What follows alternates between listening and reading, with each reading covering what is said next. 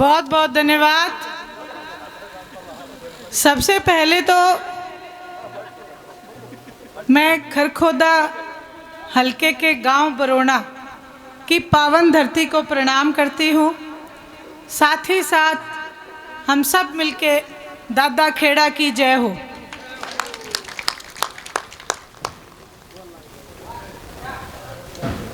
इस पावन धरती पे आए मेरी माताएं, मेरे बड़े बुजुर्ग,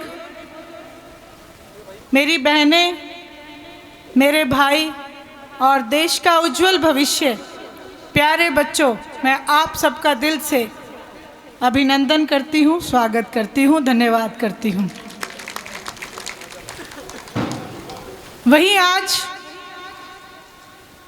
मैं बहुत अपने आप में एक गौरव महसूस कर रही हूँ, क्योंकि मैं एक ऐसे क्रांतिकारी गांव में खड़ी हूँ जहाँ पे जाट मेहर सिंह जैसे फौजी कवि ने जन्म लिया, जिन्होंने इतिहास में रागनी को एक आयाम दिया। देश की सेवा उन्होंने की और अपनी रागनी के माध्यम से समाज के लिए अनेक पंक्तियाँ लिख के समाज के उत्थान के लिए हमें प्रेरणा दी। मैं ऐसे क्रांतिकारी गांव में अपने आप को पाके एक गौरवान्वित महसूस करती हूँ। आप सबको बधाई देती हूँ। और साथ ही साथ आज हमारे कहते हैं कि हम अपना एक आदर्श मानते हैं, रविदास जी, उनकी जयंती के उपलक्ष्य में मैं आप सबको बहुत बहुत बधाई देती हूँ, अभिनंदन करती हूँ।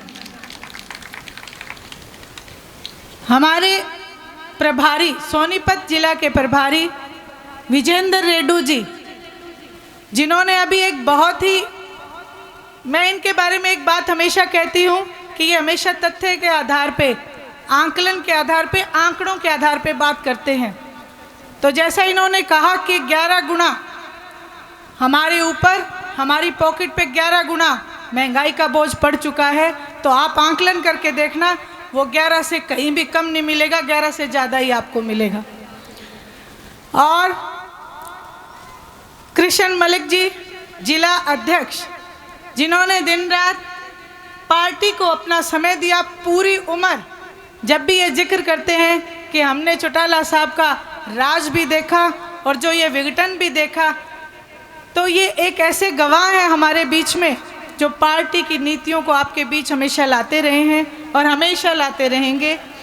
हल्का के अध्यक्ष अशोक राणा जी, इनके बारे में मैं जितना कहूँ उतना कम है, क्योंकि जिस वक्त सभी ये कहते थे कि इंडियन नेशनल लोकदल का आधार ग्राफ गिर चुका है, ऐसे समय में खरखोदा हल्के में मेरा ऐसा ही जोरदार स्वागत इन्होंने किया था।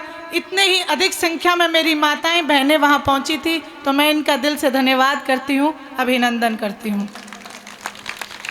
भैराज दैया जी, किसान सेल के जिला अध्यक्ष, भैराज जी हमेशा किसानों के लिए आवाज़ उठाते रहे हैं और हमेशा मैंने इन्हें सिर्फ ये कहते सुना है कि किसानों का अगर कोई भला कर सकता है तो जी, इसलिए मैं इस पार्टी में हूँ क्योंकि आदरणीय चौधरी देवीलाल जी ने हमें बहुत बड़े आदर्श दिए हैं, तो इनका बहुत बहुत धन्यवाद।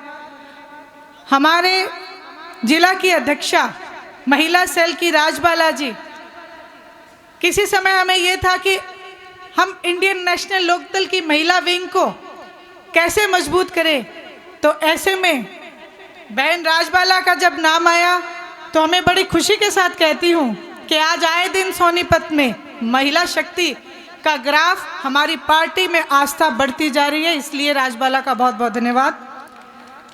पूर्व में रहे प्रत्याशी बालकृष्ण शर्मा जी तो वैसे ही कहते हैं पतड़े देख देते हैं, तो इसलिए शर्मा जी हमेशा पार्टी के लिए मुझे हर वक्त, हर पार्टी के कितने भी कोई भी कार्यक्रम हो, मैंने हमेशा तत्पर देखा है, इनका बहुत बहुत धन्यवाद। कृष्ण गहलावत,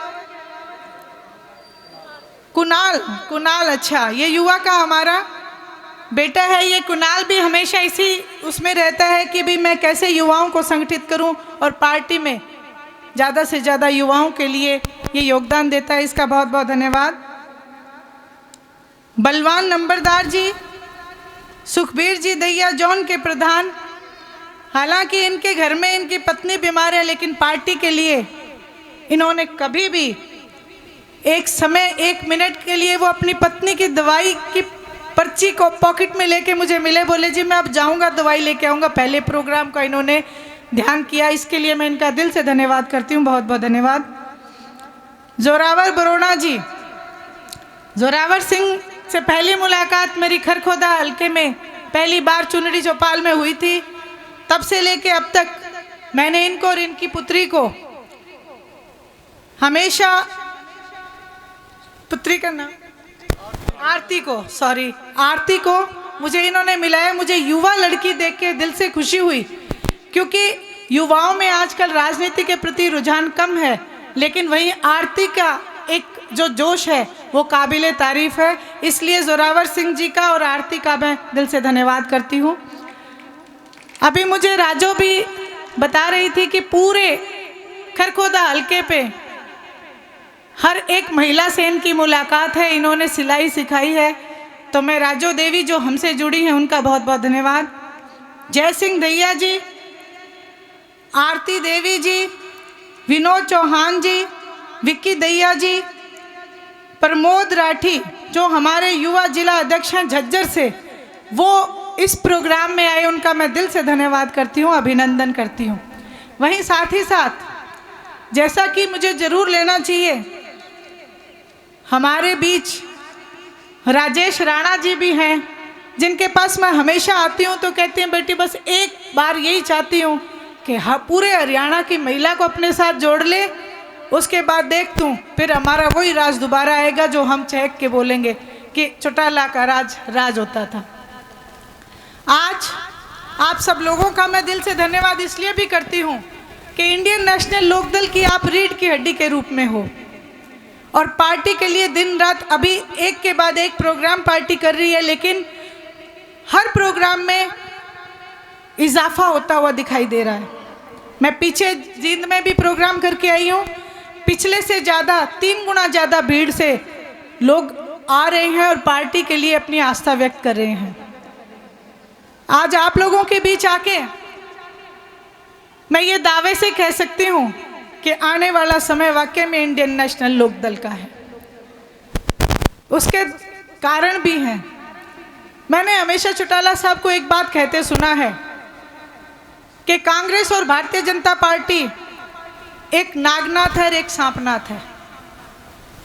वो हमेशा ये बात कहते हैं, लेकिन आज मैं आपको कहूँ कि ये घड़ियाल बन चुके हैं। ये वो घड़ियाल है जो अपने में सबको निगलना चाहते हैं। ये क्षेत्रीय दलों को ख़त्म करना चाहते हैं, क्योंकि क्षेत्रीय दल हमारी आवाज़ उठाने का काम करता है। ये घड़ियाली आंसू भी बहाते हैं, जिसका सबूत हमारे देश के प्रधानमंत्री ने हाल ही में दिया है। जब किसान आंदोलनरत था, दिन की धूप, बारिश और सर्दी के मौसम में, और यहाँ तक कि 750 किसानों की शहादत हुई थी। उस वक्त पार्लियामेंट में हमारे देश के प्रधानमंत्री के आंख में एक भी आंसू नहीं था। किसानों के लिए 2 बोल, हमदर्दी के 2 बोल भी उनकी जुबान पे नहीं थे। लेकिन जैसे ही उपचुनाव हुए, बाई इलेक्शंस हुए और एलनाबाद में इन्होंने एड़ी चोटी का जोर लगा लिया, यहाँ तक कि एक कथित पार्टी कांग्रेस जो कहती तो ये है कि हम भारतीय जनता पार्टी के विरोध में हैं, लेकिन वहाँ आप लोगों को उन्होंने प्रमाण दिया कि हम इनके विरोधी नहीं, हम इनके हितैषी हैं। जहाँ अभय सिंह चौटाला जैसे दबंग नेता खड़े होते हैं तो ये दुम दबा के भारतीय जनता पार्टी की जोड़ियों में बैठने का काम करते हैं। अपने प्रत्याशी की जमानत जब्त करवाई और भारतीय जनता पार्टी के साथ मिलकर इलेक्शन लड़ने का काम इन्होंने करा।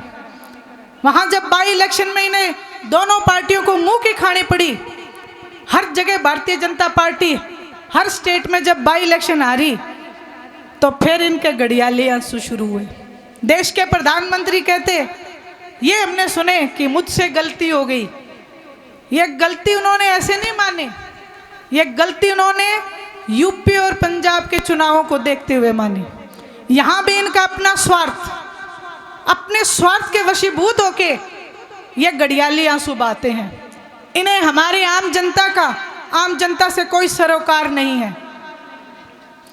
इसलिए मैं आप सब लोगों के बीच ये प्रार्थना करके जाऊंगी कि आप अपने घर को मजबूत कर लो, वरना ये हमारे एक एक ईंट बेच के चले जाएंगे। पूरे हिंदुस्तान को बेचने का ठेका इन्होंने ले लिया। हमारे पास सिर्फ हमारी शान बची है, हमारा वोट का अधिकार अभी बाकी है। इस अधिकार का आप सही इस्तेमाल करना सीख जाओ। ये इनके बाप की संपत्ति नहीं है जो आए दिन हम सुन रहे हैं कि रेलवे लाइन का प्राइवेटाइजेशन हो गया, हवाई जहाज का प्राइवेटाइजेशन हो गया, और यहाँ तक कि हमारे सरकारी स्कूल भी बेच दिए गए। इन्होंने लगातार बेचने पे हिंदुस्तान को लगे हुए हैं। इसलिए हमें न केवल हरियाणा प्रदेश, हमारे देश को भी बचाना है, और इसका एक ही फार्मूला है, भारतीय जनता पार्टी भगाओ और हमारे देश को बचाओ। आज जितनी भी मेरी माताएं बहनें, महिला शक्ति यहाँ पे जो मौजूद है, मैं इनसे प्रार्थना करूंगी कि जिस प्रकार हमने किसान आंदोलन में भागीदारी निभाई है, उसी तरह मैं आप लोगों को ये भी बता दूं कि जैसा कि मुझसे पूर्व सभी ने बताया कि हमारी बुढ़ापा पेंशन के ऊपर इस सरकार की अब निगाहें हैं। ये गिद्ध की तरह वो हर चीज हमसे छीन लेना चाहते हैं जिससे आम आदमी को फायदा होता हो। तो यदि बुढ़ापा पेंशन पे इनकी नीयत बुरी होती है तो मैं आप सब लोगों से सहयोग मांगूंगी कि हमें आंदोलन करना पड़ेगा, क्योंकि बिना आंदोलन के हमें भारतीय जनता पार्टी से कोई उम्मीद नहीं है कि ये बिना आंदोलन के या बिना जूत निकाले कोई बात मान ले। मैंने बचपन में अपनी दादी से एक कहावत सुनी थी कि बेटी ऊत का गुरु जूत होया करे, और इनके जब डंडे निकालेंगे तो कह करे भूत भी बाज जाया करे, तो ये तो भारतीय जनता पार्टी है, ये हाथ में जुत्ती लेके भागेंगे। आज जहां बुढ़ापा पेंशन के ऊपर हमारे एक संकट मंडरा रहा है, उसी तरीके से भूमि अधिग्रहण जो हमारे किसान भाइयों के ऊपर भी बहुत बड़ा संकट अभी बाकी है, ये बिना नोटिस दिए हमारी भूमि को छीनने का काम भी कर सकते हैं। इसलिए भी मैं आप सब लोगों से सहयोग मांगूंगी, कहूंगी कि हमें आंदोलनरत होना पड़ेगा।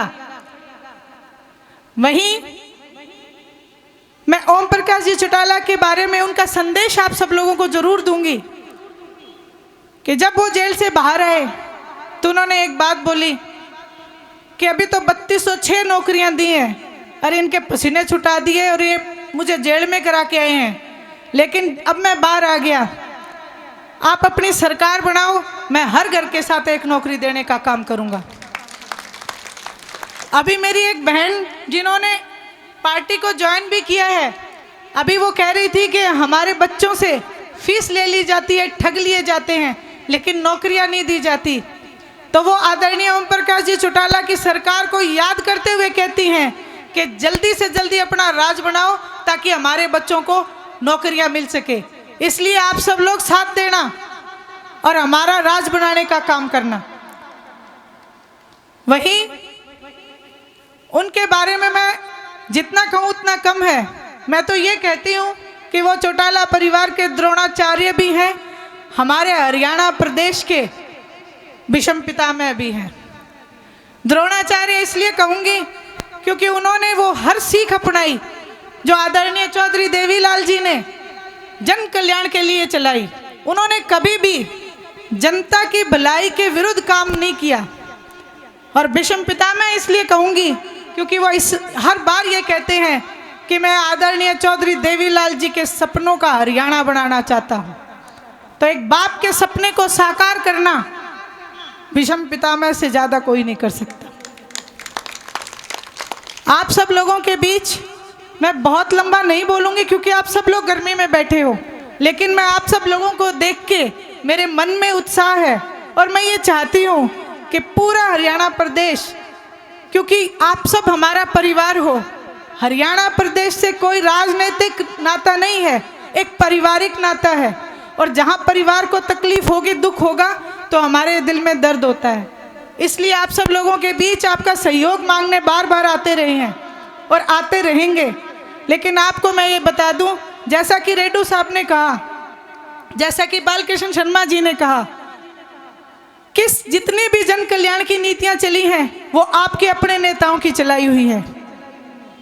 जितने भी हमारे, चाहे आप चौपालों की बात ले लो, चाहे बुढ़ापा पेंशन की बात ले लो, जच्चा बच्चा की स्कीम की बात ले लो, कन्यादान राशि की बात ले लो, ऐसी कौन सी नीतियाँ, सड़कें, गांव में अगर सड़कें बनाई तो ओम प्रकाश जी चौटाला के राज में बने। तो इसलिए हम अपने घर को संवारें, अपने घर के लिए हमें एक दूसरे के साथ खड़ा होना पड़ेगा, चाहे वो जात हो, चाहे कोई बिरादरी हो, क्योंकि समाज एक ऐसा गुलदस्ता है जिसमें हर रंग का फूल सुंदर लगता है। यदि एक फूल भी हमसे दूर होगा तो उस गुलदस्ते में कहीं ना कहीं कमी रह जाएगी। इसलिए हर वर्ग का फूल इंडियन नेशनल लोकदल के गुलदस्ते में लगना चाहिए। आप सबसे मैं यही अनुरोध करूंगी, यही प्रार्थना करूंगी। यहाँ साथ ही साथ हमारे संस्कृति को जिंदा रखने के लिए मेरा भाई अमित यहाँ पे है, जिन्होंने अभी रागनी गाई, जिनकी रागनी मैंने आदरणीय चौधरी देवीलाल जी के लिए जो इन्होंने रागनी गाई वो मैंने इनकी सुनी थी। और मैं मेरे भाई को सलाम करती हूँ और मैं इन्हें ये कहती हूँ कि आप ऐसे ही हमारी संस्कृति को ज़िंदा रखें, ताकि हमें हरियाणा महसूस होता रहे कि हमारा वही पुराना हरियाणा है और यहाँ पे दिल से लोग गाते हैं और दिल से लोग स्वागत करते हैं। तो मैं मेरे भाई का बहुत बहुत धन्यवाद करती हूँ, अभिनंदन करती हूँ। आप सब लोगों ने जो मुझे समय दिया, जो मेरा मान सम्मान किया, मैं आपका दिल से आभार व्यक्त करती हूँ। और खरखोदा में उम्मीद करूँगी कि जब भी आऊँ मेरा इसी तरीके से आप सब लोग सिर पे हाथ रखें और मेरी बहनें मेरा साथ दें। आपका बहुत बहुत आभार, आपका बहुत बहुत धन्यवाद।